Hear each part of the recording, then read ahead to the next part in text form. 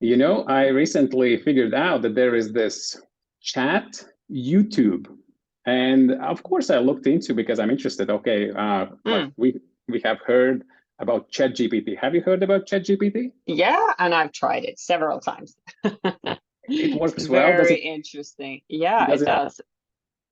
improve your performance? Well, does it improve my performance? Not yet, I would say. I haven't used that so extensively. It's more been my exploration time to ask random questions and get some insights and ideas and inspiration for some posts that I've written, for instance. Oh yeah, I did.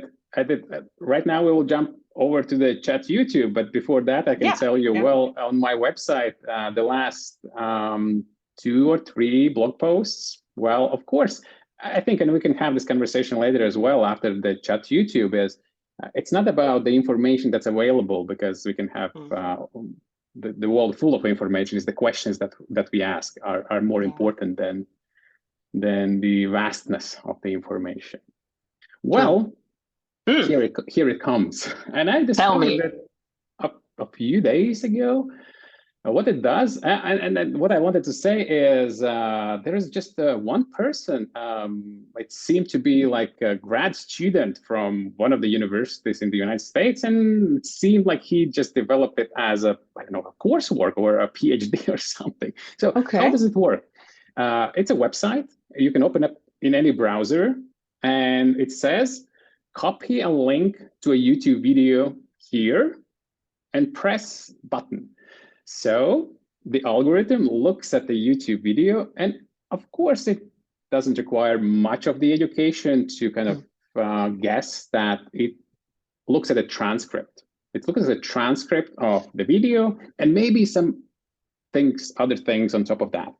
And what you can do in the same way as a ChatGPT, you can ask questions about that video. For example, mhm. please summarize what is the essence of this video. And then if there Ah, is a conversation or somebody mentions somebody or introduces somebody and they speak about particular keywords, you can ask, okay, explain what is this? What I did, wow.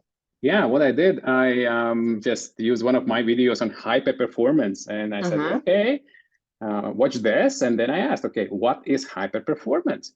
And the brilliance of this tool is it didn't, it didn't rewrite the same things that I said in a video, Hmm. but it formulated in a much better English and much more comprehensible for the average audience, whatever that means. Wow. Yes, yes. And then I play with it and asked, can you do this with the hyper performance? And I knew it was not in the video.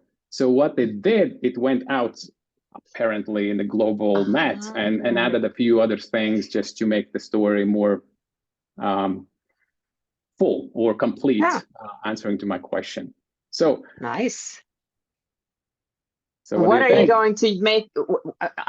Yeah, how are you going to benefit from that now that you tried it out? How is that going to help you? It's going to help us Yeah. because it's just like this video that we are recording right now. Mm. So it's very easy. We put it on the YouTube. Then we take the link, put it into the chat YouTube, and ask it, okay, what's the essence in this video? What these people are speaking about, and Right. what do they think is beneficial about the topics that they are speaking? And that tool, this artificial intelligence, will write a blog post for us.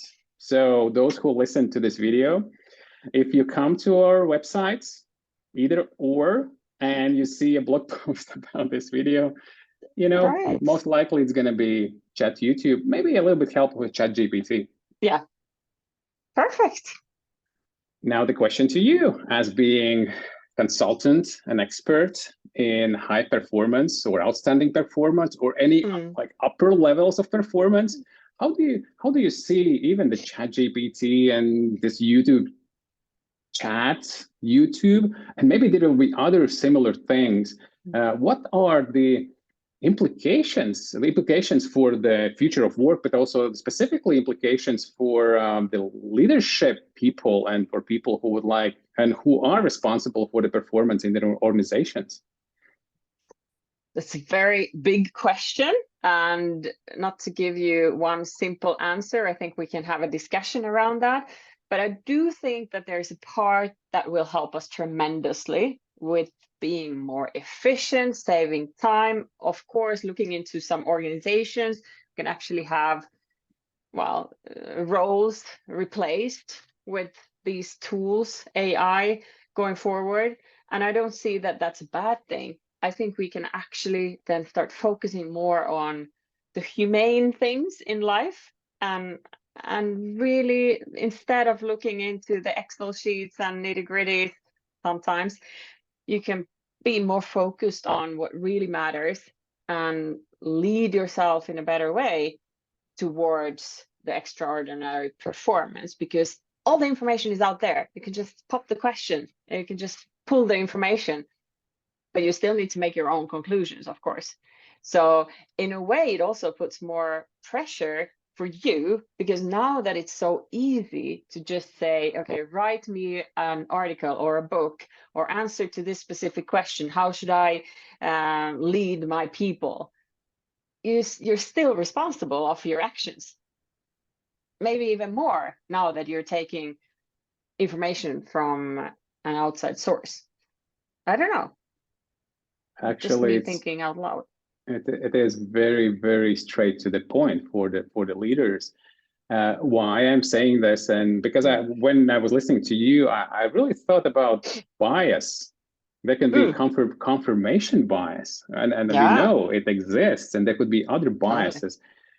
So I imagined a leader, and if the perspective of that person as being a leader is already, we can call it bias, we can just say perspective, if you want another word, is towards a certain way of leadership style, then that person will create questions to one chat or to other chat, already dominating by that perspective.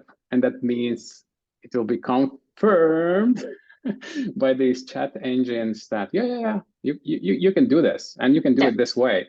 So maybe the takeaway is, and I would like also to hear your opinion, is what these opportunities and these technologies, this intelligence, technology-driven intelligences, are really opening up for the leadership, generally speaking, is critical thinking.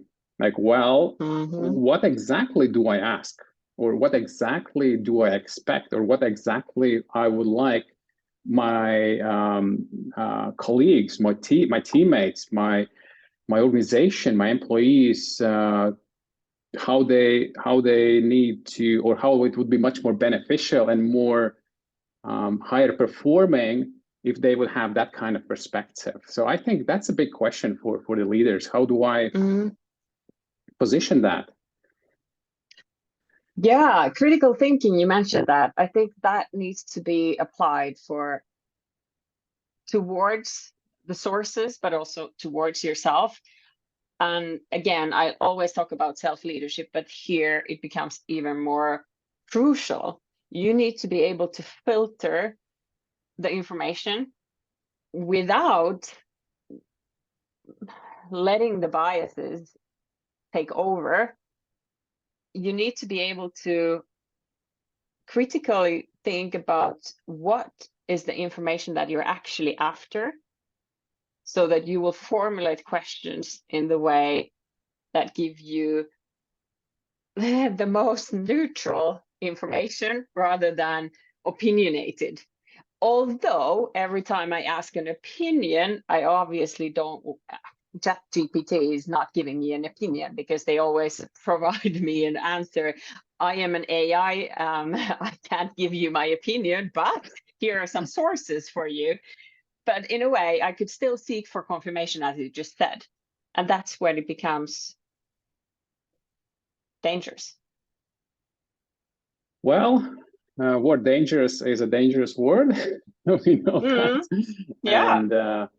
And danger has helped people to evolve in so many ways. Natural dangers, dangers from each other, and so forth and so forth. So I think, yeah, we kind of started with a lot of fun chat, and we can analyze the videos, ask the questions, and then we really went down the rabbit hole to really arrive. So what does it mean for the leaders in the future and organizational leadership? So maybe we can wrap it up and pretty much on a philosophical note, and can we imagine that there can be, and again, it's gonna come out first time from my mind. Can there be this artificial leadership? So something like a I don't know, a tool, an agent, something that is performing the leadership role or influencing the performance. So what do you think? What could be that kind of, it could be anything. Imagine you could have the yearly, quarterly, monthly developmental discussions with your team members, not you having them, but the AI tool taking over. And maybe that would save you a lot of time, because someone else would pop the questions and help the individual to find their path for personal development. Is that the right thing to do? I'm not saying that.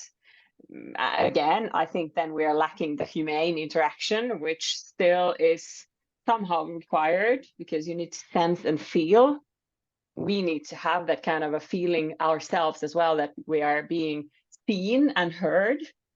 And if it's just a machine, even though we are nowadays also talking about the emotional side of how it all connects to the AI, I still think that we need the emotional interconnection between us.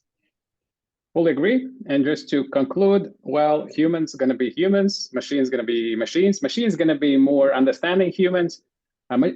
Some humans will be more understanding machines, and we kind of will get to the better, as I call it, human-machine co-evolution. And well, it's kind of a very big topic. So I think we're going to continue with topics like this in our next conversations.